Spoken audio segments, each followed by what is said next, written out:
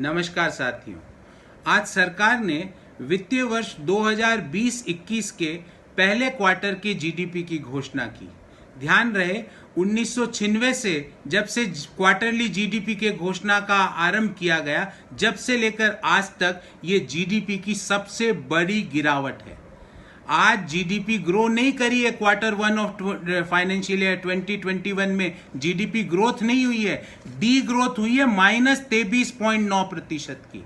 ध्यान रहे, इस 23.9% की डी ग्रोथ में एमएसएमई और इनफॉर्मल इकोनॉमी को अभी तक नहीं जोड़ा गया है। देश के सारे एक्सपर्ट्स का ऐसा मानना है कि यदि हम एमएसएमई और इनफॉर्मल इकोनॉमी, जो कि लॉकडाउन में सबसे बुरी तरह से प्रभावित हुए हैं, अगर उनको भी हम जोड़ लें तो ये जीडीपी की डी ग्रोथ जो आज -23.9% सरकार बता रही है, ये -30 से -35% पर जाके गिरेगी। साथियों, सवाल ये उठता है कि ऐसा क्यों हुआ? ये एक्ट ऑफ गॉड के कारण नहीं हुआ, क्योंकि इससे पिछले क्वार्टर में भी जीडीपी 3.1% पर आके गिर चुकी थी।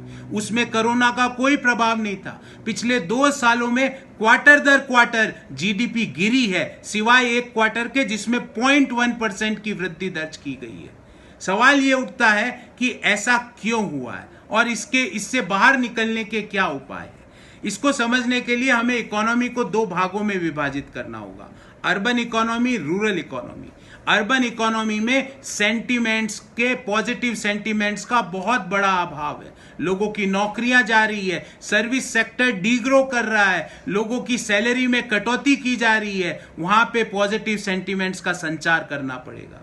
और रूरल इकोनॉमी जो आज अर्बन इकोनॉमी से बेहतर कर रही है, क्योंकि जिस चीज का माननीय प्रधानमंत्री जी संसद में खड़े होकर मजाक उड़ाया करते थे, मनरेगा का, आज उसी के कारण rural economy marginally urban economy से बेटर कर रही है।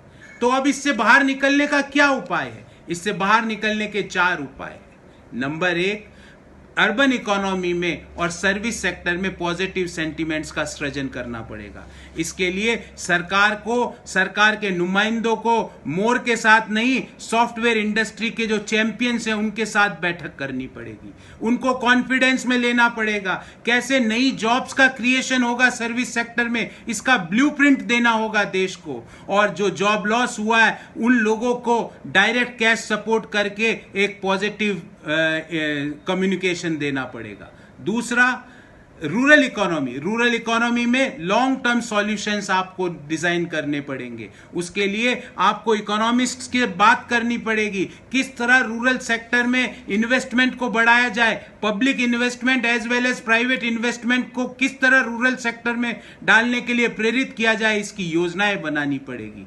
नंबर 3 बात, जो एमएसएमई सेक्टर है उसको लोन की खुराक नहीं, हैंड होल्डिंग की जरूरत है। उसको लिक्विडिटी देनी पड़ेगी, उसको कैश सपोर्ट देना पड़ेगा, क्योंकि ध्यान रहे एमएसएमई का जीडीपी में कुल योगदान लगभग 30 से 35% के बीच है। और नंबर 4, मैन्युफैक्चरिंग सेक्टर के लिए एक कॉम्प्रिहेंसिव योजना लानी पड़ेगी। वो शेर वाली मेक इन इंडिया नहीं, क्योंकि वो शेर तो चीन की गलियों में घूम रहा है। ऐसी योजना जिससे मैन्युफैक्चरर्स को कुछ इंसेंटिव मिले, उनको लेबर मुहैया करानी पड़ेगी। और लेबर मुहैया कराने के लिए जो माइग्रेंट्स गांव की ओर जा चुके हैं उनको वापस पॉजिटिव संचार देना पड़ेगा। उनके खातों में डायरेक्ट कैश ट्रांसफर करके उनमें एक पॉजिटिविटी भरनी पड़ेगी। जब भी कंजम्पशन बढ़ेगा, जब भी डिमांड बढ़ेगी और उस डिमांड के लिए सप्लाई बढ़ेगी। अन्यथा ये माइनस का सिलसिला क्वार्टर दर क्वार्टर चलता रहेगा। मैं सरकार से विनती करता हूं कि आप